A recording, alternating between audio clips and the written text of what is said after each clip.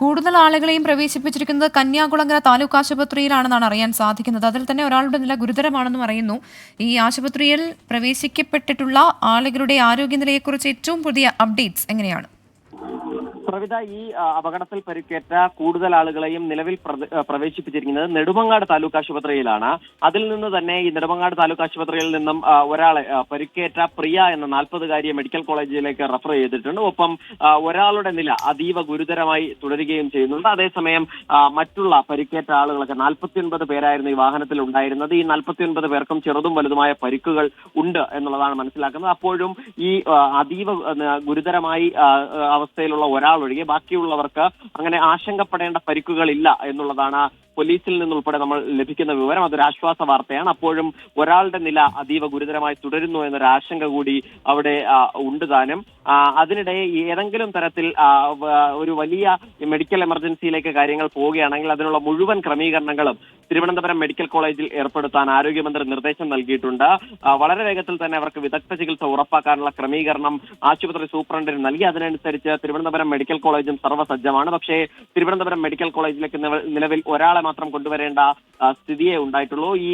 ആ പ്രദേശത്ത് നാട്ടുകാരുടെ തന്നെ സമയോചിതമായ ഒരു ഇടപെടൽ അതുമായി ബന്ധപ്പെട്ട് വളരെ വേഗത്തിൽ ഇതിന്റെ കാഷ്വാലിറ്റി കുറയ്ക്കുന്നതിൽ നിർണായകമായി എന്നുള്ളതാണ് നമ്മളിപ്പോൾ ആ പ്രദേശത്ത് നിന്നും മനസ്സിലാക്കുന്നത്. കാരണം ഈ ബസ് മറിഞ്ഞ ഉടൻ തന്നെ അവിടെ ഉണ്ടായിരുന്ന ഈ സ്ഥലത്ത് അത്യാവശ്യം ആൾക്കൂട്ടമൊക്കെ ഉള്ള ഒരു സ്ഥലമാണ്. ആ സ്ഥലത്തേക്ക് ആളുകൾ വളരെ വേഗത്തിൽ എത്തുകയും രക്ഷാപ്രവർത്തനം ഈ ബസ് ഉയർത്താൻ കഴിഞ്ഞില്ലെങ്കിൽ പോലും ബസ്സിനുള്ളിൽ നിന്നും ഈ മറിഞ്ഞ ബസ്സിനുള്ളിൽ നിന്ന് ഓരോ ആളുകളെയും പുറത്തെടുക്കാൻ അവിടുത്തെ നാട്ടുകാരുടെയും ഒപ്പം തന്നെ ഈ നാട്ടുകാർ ആദ്യം ഈ രക്ഷാപ്രവർത്തനം തുടങ്ങി. അതിന് പിന്നാലെയാണ് പോലീസും ഫയർഫോഴ്സും എത്തിയത്. അങ്ങനെ അവിടുത്തെ നാട്ടുകാർ ഉൾപ്പെടെയുള്ളവരുടെ ഇച്ഛാശക്തി അവരുടെ ഇച്ഛാശക്തി പ്രധാനമാണ്. ഇപ്പോൾ അതുമായി ബന്ധപ്പെട്ട് ഒരാൾ മരിച്ചു എന്നൊരു സങ്കടകരമായ വാർത്ത. നെടുമങ്ങാട് ബസ് അപകടത്തിൽ ഒരാൾ മരിച്ചു എന്നുള്ള വിവരം ഇപ്പോൾ പുറത്തു വരികയാണ്. 60 വയസ്സുള്ള സ്ത്രീയാണ് മരിച്ചത് എന്നുള്ളതാണ് വിവരം. കൂടുതൽ വിശദാംശങ്ങളുമായി ഷഫീദ് റാവുത്തർ ചേരുന്നുണ്ട്.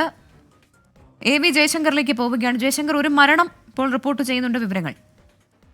അതീവ ദുഃഖകരമായ ഒരു വാർത്തയാണ്. ഈ അപകടത്തിൽ ഒരാൾ മരിച്ചിരിക്കുന്നു. 60 വയസ്സുള്ള ഒരു സ്ത്രീ മരിച്ചു എന്നാണ് നിലവിൽ ലഭ്യമാകുന്ന വിവരം. ഇവരുടെ പരിക്ക് ഗുരുതരമായിരുന്നു. ഒരു ആശുപത്രിയിൽ എത്തിക്കുന്നതിനിടെയാണ് ഇത്തരത്തിൽ മരണം സംഭവിച്ചതെന്നാണ് നിലവിൽ ലഭ്യമാകുന്ന വിവരം. എന്തായാലും ഈ അപകടത്തിൽ ആദ്യഘട്ടത്തിൽ ഇത്തരത്തിൽ അപകട വാർത്ത വരുന്നു, രക്ഷാപ്രവർത്തനം നടത്തിയെന്ന ആശ്വാസകരമായ വാർത്ത വരുന്നു. അതിനിടയിലാണ് ഇപ്പോൾ അതീവ ദുഃഖകരമായ ഒരു വാർത്ത കൂടി പുറത്തേക്ക് വരുന്നത്.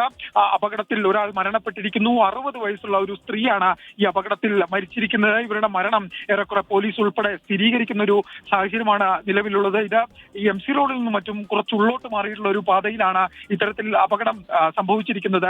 ഈ വളരെയധികം വളവും തിരിവും ഒക്കെ ഉള്ള ഒരു പാതയാണ്. അതുകൊണ്ട് തന്നെ രാത്രി കാലത്ത് അമിത വേഗതയിൽ വാഹനം ഓടിച്ചതായിരിക്കാം ഒരുപക്ഷെ അപകടത്തിലേക്ക് നയിച്ചതെന്നാണ് എന്തായാലും പോലീസ് ഉൾപ്പെടെ ഈ വിഷയവുമായി ബന്ധപ്പെട്ട് പറയുന്നത്. എന്തായാലും ഈ ബസ്സിൽ നിന്ന് മുഴുവൻ ആളുകൾ. ജയശങ്കർ തുടരുക. ഷഫീദ് റാവുത്തർ കൂടി കൂടുതൽ വിവരങ്ങളുമായി ചേരുന്നുണ്ട്. ഷഫീദ്, ഇപ്പോൾ ഒരു മരണം സ്ഥിരീകരിക്കുന്നുണ്ട്. അതോടൊപ്പം തന്നെ 40 വയസ്സുള്ള ഒരു യുവതിക്കും ഗുരുതരമായി പരുക്കേറ്റിട്ടുണ്ടെന്ന വിവരം കൂടി ലഭ്യമാകുന്നുണ്ട്. ആശുപത്രിയിൽ നിന്നുള്ള ഏറ്റവും പുതിയ അപ്ഡേറ്റ്സ് എങ്ങനെയാണ്?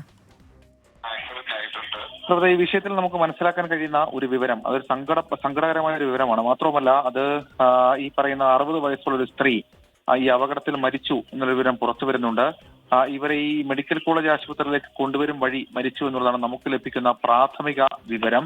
മാത്രമല്ല, ഈ ബസ് അപകടത്തിന്റെ കൂടുതൽ ഇന്റൻസിറ്റിയിലേക്ക് കാര്യങ്ങൾ പോകാനുള്ള സാധ്യത അതുകൂടി പുറത്തു വരുന്നുണ്ട്. ടൂറിസ്റ്റ് ബസ് നിയന്ത്രണം വിട്ട് മറിഞ്ഞത് 10:20 കൂടിയാണ്.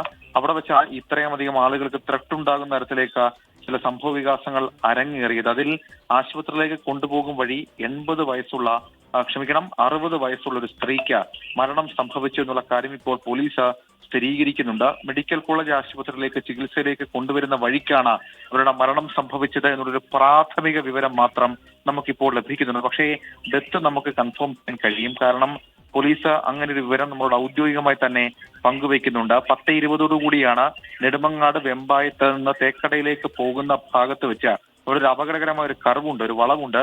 അവിടെ വെച്ച് ഈ ബസ് ടൂറിസ്റ്റ് ബസ് ആയിരുന്നു. അവര് തിരുവനന്തപുരം ജില്ലയിൽ നിന്ന് തന്നെ തിരുവനന്തപുരം ജില്ലയിലെ കാട്ടാക്കട എന്ന് പറയപ്പെടുന്ന സ്ഥലത്ത് നിന്ന് വിനോദയാത്രയ്ക്ക് പോയവരായിരുന്നു. അവിടെ വെച്ചാണ് സംഘം സഞ്ചരിച്ച ബസ് മറിയുന്നത്. കുട്ടികൾ, സ്ത്രീകൾ, പുരുഷന്മാർ ഉൾപ്പെടെ നിരവധി ആളുകൾ 49 പേർ ആ സംഘത്തിലുണ്ടായിരുന്നു. അതിൽ 60 വയസ്സുള്ള ഒരു സ്ത്രീ, അവർ ഈ ബസ്സിന്റെ മുൻഭാഗത്തിരുന്നവരാണ് എന്നുള്ള ഒരു വിവരം ലഭിക്കുന്നുണ്ട്. അവർക്ക് മരണം സംഭവിച്ചു എന്നുള്ളതാണ് നമുക്ക് നിലവിൽ ലഭിക്കുന്ന വിവരം. ഈ ബസ് ഈ കർവിന്റെ ഒരു ഭാഗത്ത് വെച്ച് ഈ അമിത വേഗത എന്ന് നമുക്കൊരു പക്ഷേ പറയാൻ കഴിയും. ആ രീതിയിൽ ബസ് വലത്തെ ഭാഗത്തേക്ക് മറിയുകയായിരുന്നു. ശേഷം JCB അടക്കമുള്ള സംവിധാനങ്ങൾ ഉപയോഗിച്ചുകൊണ്ടാണ് ബസ്സിൽ നിന്ന് ഏറ്റവും ഒടുവിലുണ്ടായിരുന്ന ആളുകളെ അടക്കം രക്ഷപ്പെടുത്താൻ സാധിച്ചത്. അതിനും അപ്പുറത്തേക്ക് നമുക്ക് പറയാൻ കഴിയുന്ന കാര്യം, ഈ തേക്കട ഭാഗത്തേക്കുള്ള റൂട്ട് വലിയ കടകളോ വലിയ വ്യാപാര സമുച്ചയങ്ങളുള്ള സ്ഥലമല്ല. പക്ഷേ ചില വീടുകൾ ഉണ്ടായിരുന്നു. ആ വീടുകൾ ഉള്ള സ്ഥലത്ത് വെച്ചാണ് ഈ ബസ് നിയന്ത്രണം വിട്ട് വലത്ത ഭാഗത്തേക്ക് മറിഞ്ഞത്.